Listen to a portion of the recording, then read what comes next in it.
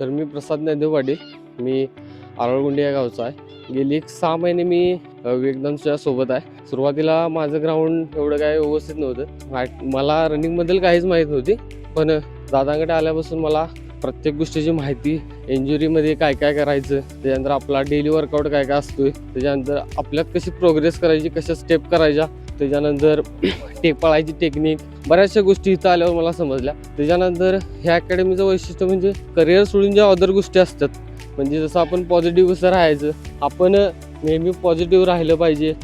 आपण जे म्हणजे आयुष्यात आपल्याला ज्या ज्या गोष्टी करायच्या आहेत त्याच्याबद्दल आपण मॅन्युफेस्टिंग कसं करायचं, हे वेगवेगळं धडं ह्या अकॅडमीत मला शिकायला मिळालं. किंवा असं कळलं की बाबा आपण पॉझिटिव्ह किती राहायला पाहिजेत.